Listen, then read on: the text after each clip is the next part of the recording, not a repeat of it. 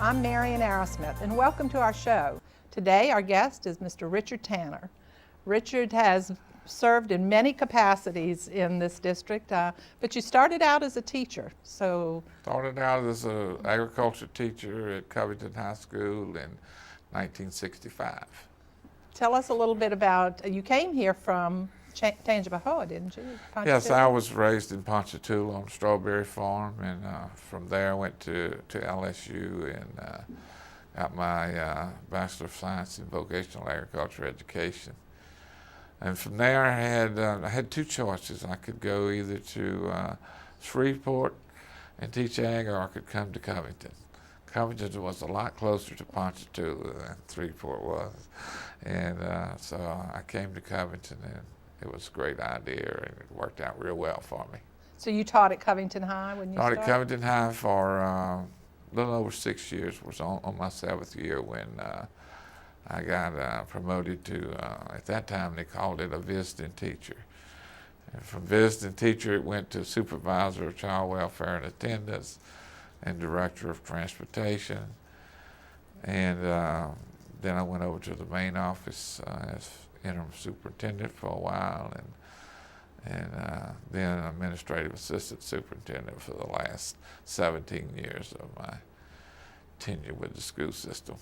You've seen a lot of changes in St. Tammany. Yes. We were talking the other day, and they talked about 36,000 kids at St. Tammany, you know, and that's, when I came in 1965, we had 8,000 kids. And I mean, it was, and we wasn't growing a whole lot at that time, but soon after that, we really started growing with Miss U and students coming into Slidell, and Slidell took off. Tell us a little bit about what Covington and St. Tammany was like when you first started. What's that, 65? Yeah, 65, yeah. I was thinking about that as I drove down here. When I was even doing transportation in the early 70s, if we had a bus wreck in Mandeville, I could jump in my car in Covington and be in Mandeville in 5 minutes because there was no traffic.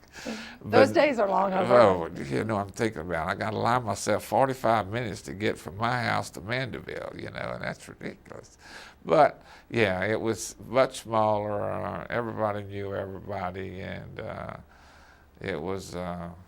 I remember when I started teaching, and I got active into the Teachers Association and what have you, and I don't remember what year it was, 69 or 70, I was president of the Parish Teachers Association, and I knew every teacher in the parish by name, yeah, all 300 of them. That's amazing. Yeah. So, yeah, it's just, from there, it's just, you know, as you know, it's just continued to grow, and luckily we were able to keep up with it. And, how did you get interested in education? What? Oh, grew up on a strawberry farm and ended up in education. Well, you know, everybody has somebody in their life that influences you, and I had a gentleman that was my agriculture teacher at high school, and I came from a very poor family, and he took a lot of interest in me and encouraged me and what have you, and so I just kind of followed his tutorship. My daddy was gone and had passed away before I got in high school, and so he was just kind of like a leader for me. And he kept telling me, you know, that I could go to college, and I'm saying no, I can't go because I don't have any money and what have you. And so you know, I got a scholarship to LSU, and from Sears and Roebuck of all people, but they were giving away a lot of scholarships at that time for academics, and I went to LSU because they didn't have vocational agriculture at Southeastern. There was only 2 places in the state that offered vocational agriculture education, and it was LSU and USL. So I went to LSU, and my scholarship was for 1 year, but you know, I was able to work while I was there, and then I worked in the summers and worked my way through. And it was because of that agriculture teacher that I went to school and wanted to be an ag teacher. You know, and I just felt like if I could help one person like he helped me, then, you know, my life would be complete. You know, and that's because he was really the guiding light for me. Well, I know you've helped a lot of people, including our superintendent. Was talking to me yesterday about what a great mentor you were for her and how much you've helped her. She was. Well, it was, you know, things were rough when, and I forget dates, I don't keep up with dates, but when Mr. Shane, you know, was released from the school board as superintendent and what have you, and the board was in a pretty big turmoil and what have you. And, you know, one of the board members came to me and said, would you be interested in, you know, doing the interim superintendent thing while we find a superintendent?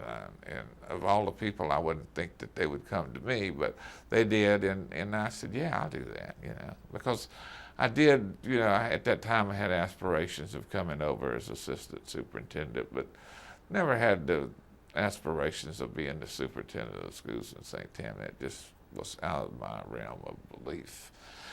But, and because of the fact that I did so many things in my career, and especially, you know, being raised on a farm and built my brother-in-law and I built my own house that my family lived in when I was in high school. So, I mean, you know, I was, in ag, you learn a lot of things. You learn electricity, you learn plumbing, you learn carpentry, you learn about animals. And so, I mean, you have a well-rounded education. And I just love people too, so I think that made it real easy for me. But we had some great people that came through the system. I mean, Mr. Shane was, you know, was an inspiration to me when I was teaching, and actually, Mr. Henry Mayfield was the one that interviewed me when I first came here, and I got the job at Covington High. But Mr. Shane was the superintendent most of the time that I was here. Mr. Pitcher was only here for a little while. And then, you know, he was a great guy. So, and then we came in, and you know, I was assistant superintendent. Terry Bankson was here, and I was helping Terry. And Terry and Lenny were the two people that I worked under the longest, and both of them kind of let me do what I had to do. And as far as administration was concerned, especially construction, transportation, maintenance, those types of things that I felt real comfortable with. And I used to tell them that, you know, if I would never think about being an instructional assistant superintendent, that just was not in my forte. So it was a lot of fun. It was a lot of long nights. It was a lot of work. But I enjoyed it. I mean, it was fun working with the people that, you know, that I was working with. You said there were 8,000 students approximately when you came here. 8,000 students, and I remember I tell this all the time. I wasn't in the central office at the time, but I started going to school board meetings like 2 years after I came here, and I don't know if I ever missed one since then, other than if I was sick or something. But I remember talking at the school board meeting about closing Mandeville High School because we didn't have enough kids in Mandeville High School to justify a high school. So yeah, we only had 8,000 students, and we had 3 high schools. I mean, Covington High, Slidell High, and Mandeville High. Who were some of the principals when you came here? Do you remember? Well, I guess the one I remember most is Mr. L.V. McGinty, who was at Slidell High School. Louis Wagner was the principal at Covington High School. Mr. Plummer had just retired. I think Jimmy Hune was the principal at Mandeville High. Or I know Clee Parker and Mr. Shane had been there, but I think when I came, Mr. Hune was already the principal at Mandeville High School. And then I think the next school that opened might have been Pearl River. And Mr. Ewell Riley was the principal out there at that time. And the schools, when you first came here, a lot of them were 1 through, was it 8 or 1 through 9? Most of them were 1 through 9, and then the high schools were 10, 11, and 12. And I say most of them, like Covington High, all the feeder schools coming into Covington High. Covington High didn't have a 9th grade for a long time, and then it got a 9th grade, but it came from the Covington area. There's still Folsom, Lee Road, Bush, 6th Ward still had their 9th grade classes. Well, I first met you in the early 70s when you were child welfare, supervisor of child welfare. And you were, I think, doing transportation by then too, weren't you? Probably. I did those at the same time for a while. Okay. I know that you saw a lot of growth and you had a lot of challenges that went along with that growth. Tell us about some of the challenges that you had. Well, of course, we had lots of portables, and we went from about 60 school buses to 176 school buses while I was doing transportation. Do you have any idea what we might have today? Oh, I think you're over 300 now, probably. Wow. And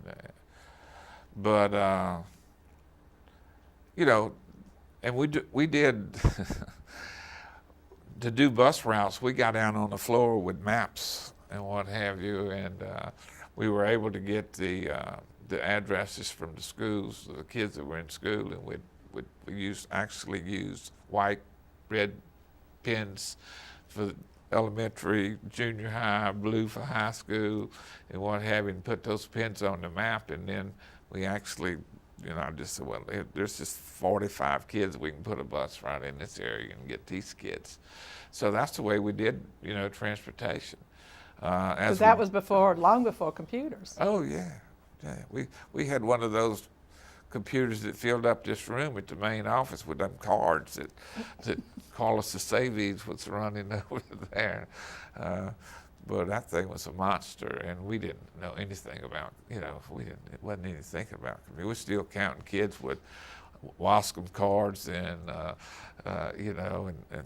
3x5s is what we called them in the census, and hey, in child welfare and attendance, and also over the census department. At that time, we got paid from the state by the number of kids that we had in the census. We had to have all the information, and it had to be sent to Baton Rouge, and they counted those things. And that's how we got the money from the state for our school system. So you helped do that too? Oh yeah, I was in charge of that, yeah. Of the census, yeah. I didn't realize that. Yeah. Miss Sylvia Jordan and Maxine Tozan were my ladies that took care of me and did most of the work, and then Miss Lily Garden came in later and helped. And yeah, and of course, while we was doing that, we started going to George Thomas was handling transportation on the other end of the parish, and we started going to some transportation meetings and find out what other people were doing in the state, and we had a presentation on a computerized transportation system.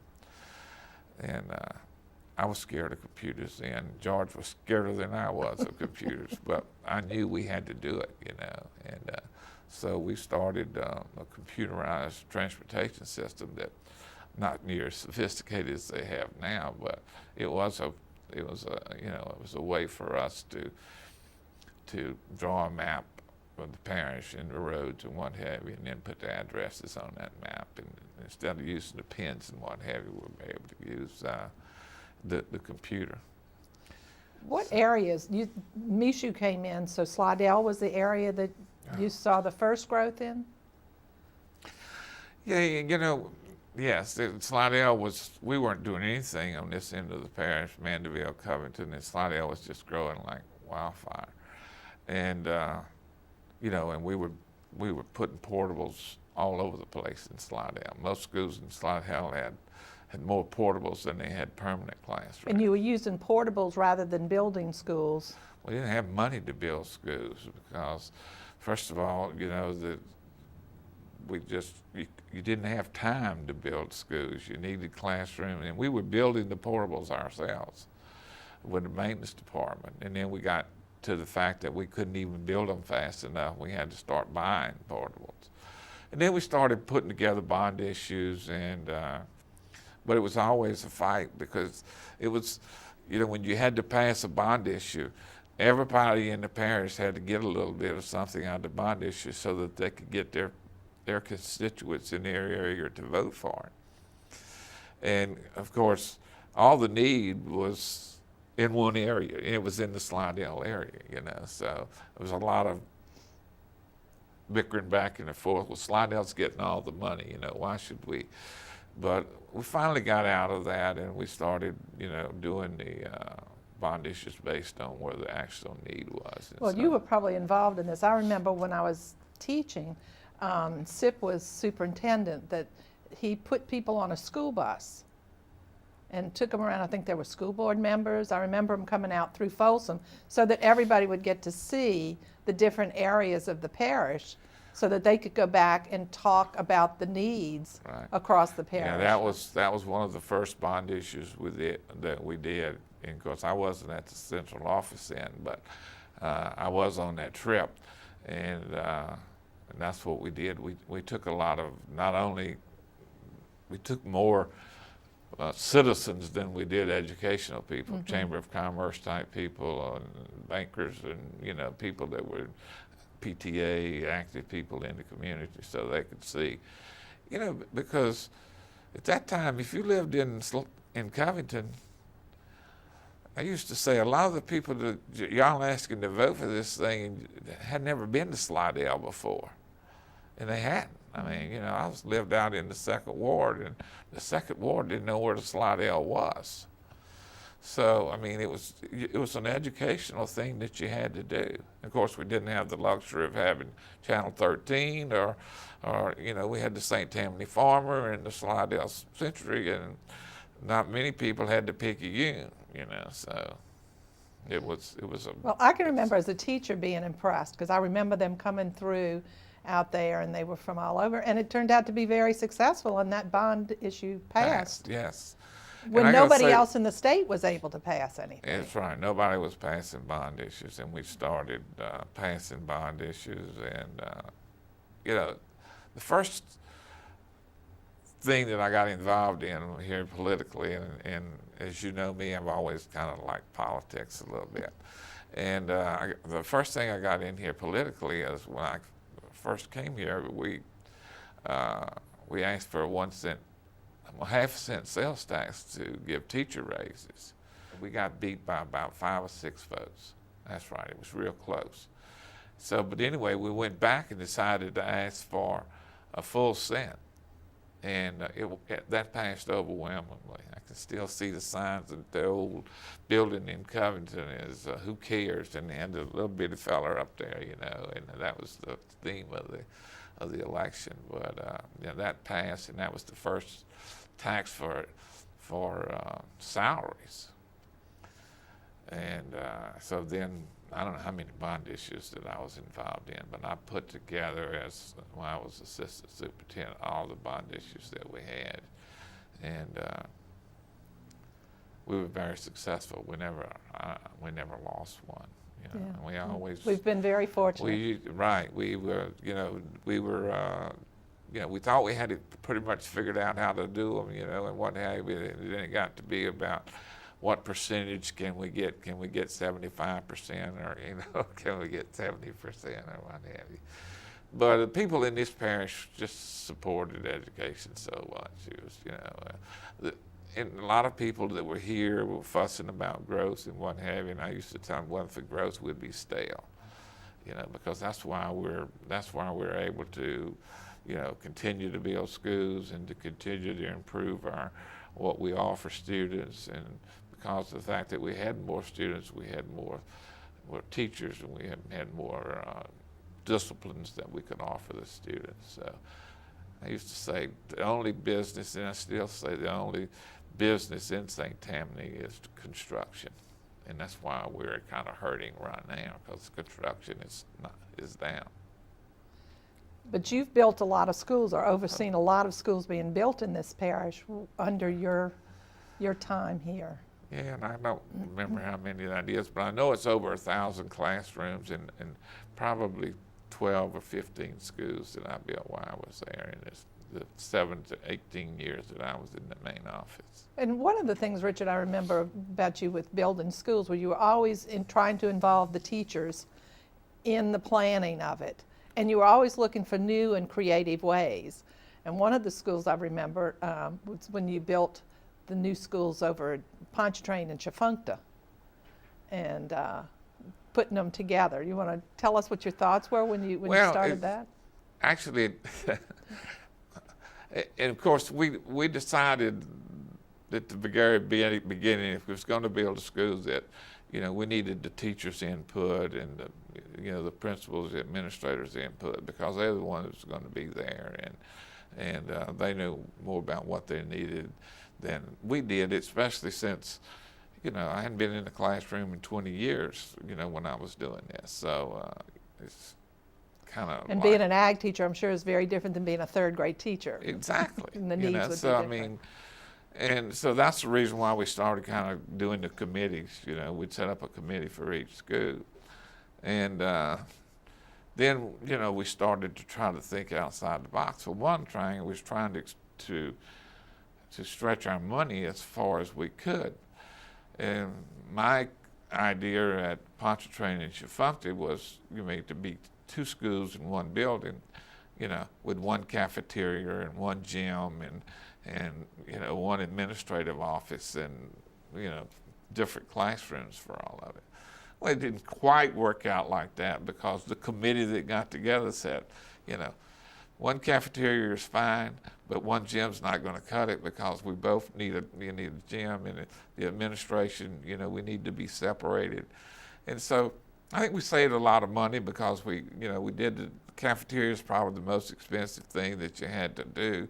Plus, the buildings don't take up as much space because they're 2 together, and I think it worked out real well at that facility. And I think it has continued to work well. Yeah, and it's given a huge facility when you open the walls of those 2 gyms. I mean, Right. they each have their gym, but then you can Right, open the we did walls that and so have that big they have functions. I know big they have the big functions. PTA and Right, volunteer right. luncheon there every year. Yeah. And also they've shared some playground Right. things that they've put in. And Yeah, it was that was one of your something challenges. I'm sure that I got out of a book somewhere. I'm sure somebody did it before I thought about it, but I mean, that was, and the fact that we needed an elementary and a middle school in the same area, and so it just sounded like a great idea. And yeah, there was some opposition to that in the beginning, but then the committee, and like I said, they didn't build it like we thought it was going to be built, but we let the committee decide, and they probably were right, that the administrations need to be separated, the gyms need to be separated but opened up so we could use it for bigger facilities and what have you. So it worked out real well. Yeah. Richard, tell me about this picture right here. I see the principal from Pontchartrain. Dr. Wiseman is the principal at Pontchartrain, and of course, it used to be a big joke, that Mandeville got everything, and Dr. Wiseman always wanted an Olympic swimming pool for Pontchartrain Elementary, but we never gave it to her. But I did give in and let her have a water park. And, but I think they raised the funds for it. Oh, they paid for it 100%. They had engineers and everything and what have you, but I was worried about liability and all this kind of stuff. But anyway, we finally agreed that they could have a water park. And then once they had the water park, they dedicated it to me. And this is a picture of, and they had a train type of theme, and I was the conductor of the deal. That's why. And I think she tied it into the math program she started. I think I Definitely, can. And right. that was the train right, part there. Right. So that's a picture of that. And then this is the article on the school and what they did with the park and what have you. So, okay. But see, volunteers and donors built the park. Well, I know finding land is still a challenge as they look for new schools. What were some of your thoughts? We didn't really have a lot of problem finding land, not as much as they have now. but I basically, you could tell by actually where growth was going by. I used to follow the parish permits through the parish permit office to find out where houses were being built and what have you, and of course you could see where portables were building up at schools and what have you. So you had an idea of where every school needed to be ahead of time. It's kind of like people didn't have the presence to vote for things that were going to be here in the future. They'd give you what you needed for what you had now. But it's kind of like building a 4-lane highway before you got a lot of cars. They don't want to do that, They want to give you a 2-lane one, and then when you get 2-lane, it's too full anymore. Well, then they're going to come back and do the 4-lane. So that's kind of the way we did schools. We built them after the fact. So we were, we always got that same question. Well, why in the world did you build a brand new school and that when you opened it, it had portables? Well, because we didn't have enough money to build that many classrooms. We had to build so many, we just didn't have enough money. And of course, if it took us 3 years or 2 years to build the school, we may have gained 3,000 kids in that 3 years. Yeah. Because and you've laid the groundwork so that now we are able to try and stay ahead of it a little bit more. Right. Now but you still have portables. I mean, right. And, but nothing like we had oh, goodness, no, in the 80s. But it was the only way we could keep up was portables. I remember, at the city of Slidell and the city of Mandeville didn't want portables, and I'd go there planning commission meetings and say, hey, we have portables, but we don't have school. I mean, we'll be under the oak tree, and all I can tell you is I'm gonna give the parents your name. I can remember going to some Mandeville City Hall meetings, right. planning meetings about. But you see, and they were in. saying, well, Slidell gets everything, we don't get anything.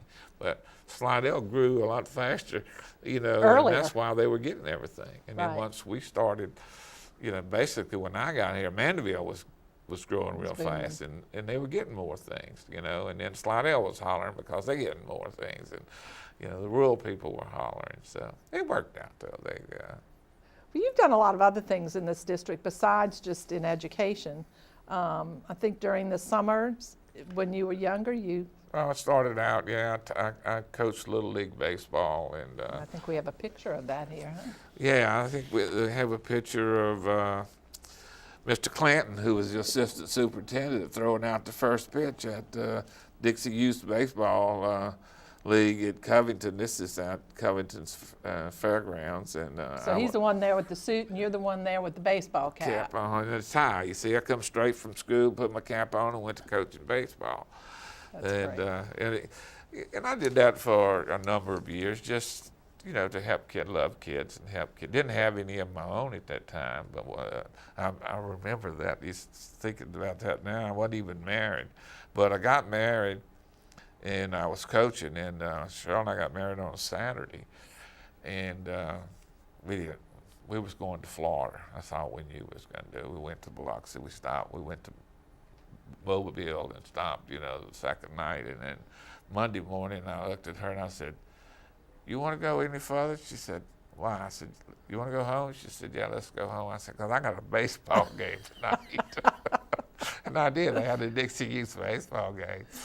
And, so she got used to you being gone at night yeah. early on, because you had a lot of night meetings. I told her, in the beginning that, in order for you to be successful, you're going to have to participate in stuff, and what have you. So don't expect me to be home every afternoon at 5 o'clock, because at the time I was teaching ag, and I would be going out in the community and what have you. So I got involved with that, and I did that, but then I got involved with the Fair Association, and I worked with the Fair Association for a long time as general manager and then as president of the Fair Association. And then we created what we called the 4-H FFA Youth Fund, where we were getting the kids to show animals and what have you, and then we'd go out and sell those animals for the kids or get buyers to come to an auction and buy I did that for a long time. And Weren't you involved in, do I remember you in politics being on the parish council when I first came Yeah, in here? 1979, the parish voted to do away with the police jury system and go to a parish council type government. So you were a police on the police jury? No. No, okay. I ran for, actually, that's a funny story too, because they had a group meeting, and we were they had 2 councilmen at large, which had to run parish-wide. And so the plan was at the time would be one from this end of the parish, one from the other end of the parish. So we were having a meeting, and I won't call names, but we were having a meeting at a gentleman's house, and so we need somebody to run for councilman at large on this end of the parish. And this committee is going to decide who we're going to run, and we'll support him. So we selected this guy, and everybody was happy with the person that we selected and what have you. And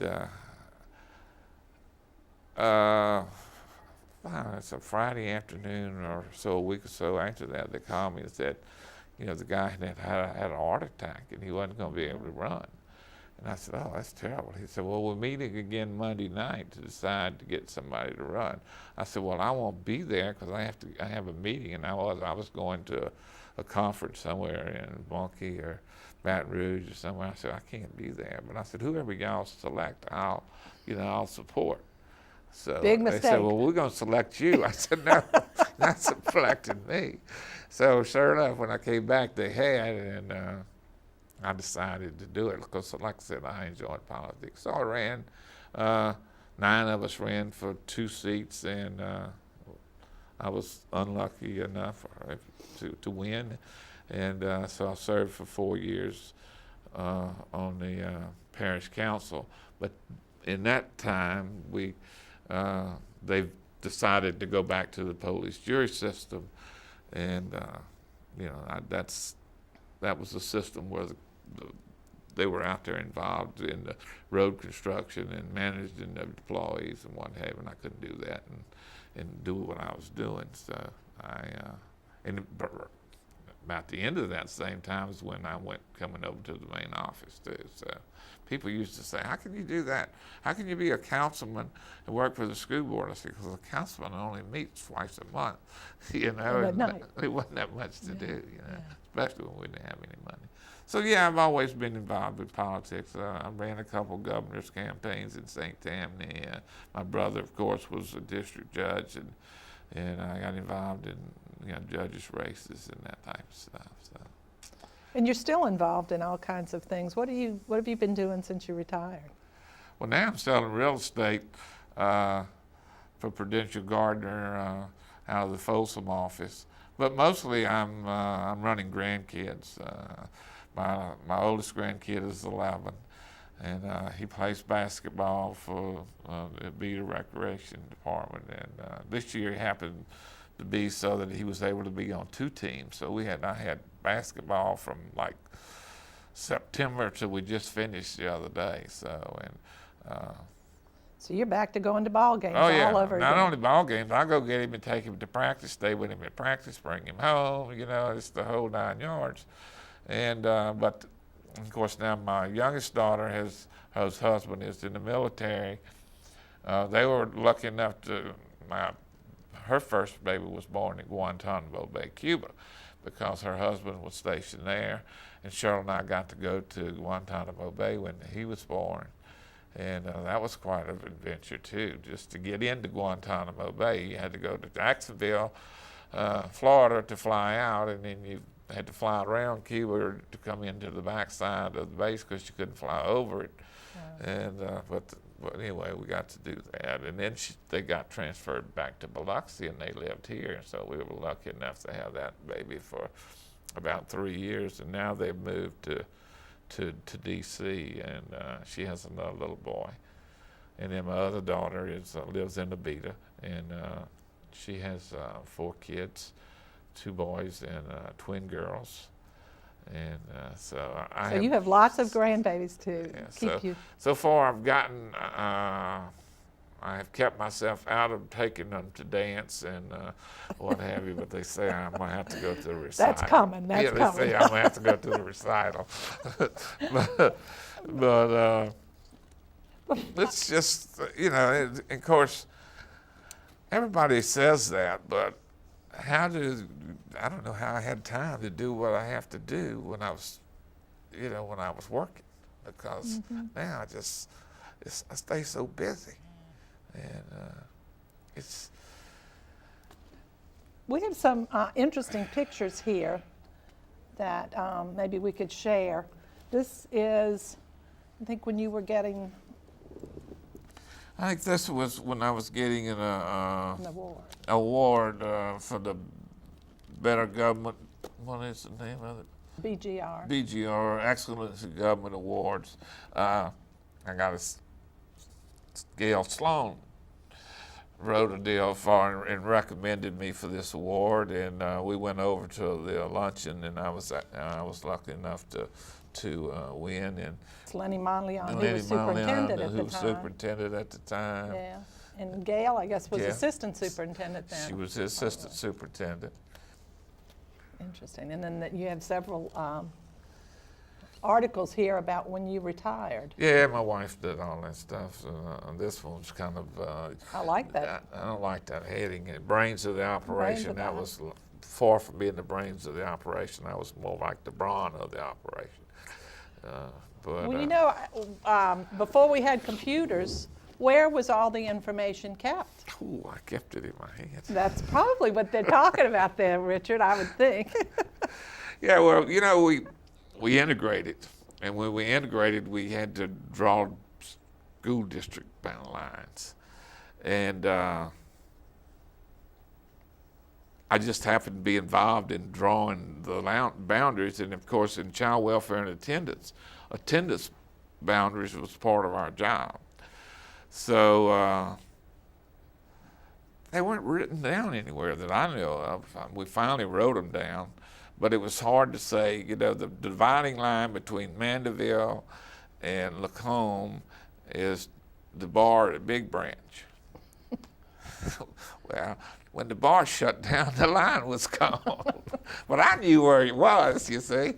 And of course, we had little weird things, like Highway 36 on the left side went to one school, on the right side went to the other school, and so it was, it's hard to draw that, Well, and as we added new schools, you were always Oh in yeah, charge and then when you had to redraw boundaries, that was always tough because nobody wanted to leave the school district they were in, and it was always a fight as to do new boundaries and what have you.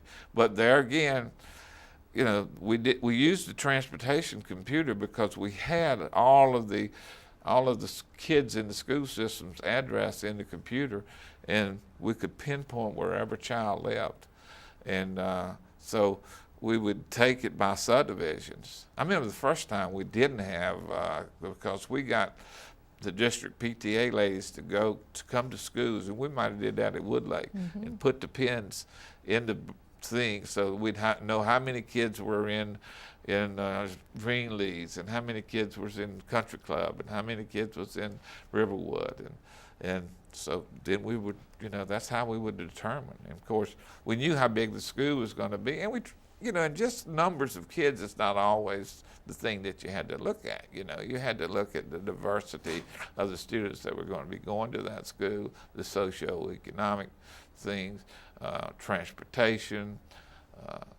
And as we grew, we started to have it, we started staggering school terms so we didn't have to double up on buses. We could use the same amount of buses to hold a lot more school kids. So not only did you have to do a boundary, but then you had to work in the school time for it to start and end so that you could work around transportation. So. Yeah, that was a huge challenge, and it's still a huge challenge. Still a huge challenge. So, And parents, and I tell people this, parents all the time, and they don't want to hear it, but then they realize it. But you tell them that the kids are going to adjust quick. The parents don't adjust real well. News. But I just really enjoyed what I did, and And I didn't think I was under a lot of stress, but Till you retired. I've been retired now, and I don't know if you remember when I was in there, I would have a couple of stints a year where I was in the hospital with some heart problems and what have you. And knock on wood, since I've retired, I've not had any of that. So, Well, that's great. You don't realize that you're under stress, but you are if you're working with kids, and you know, and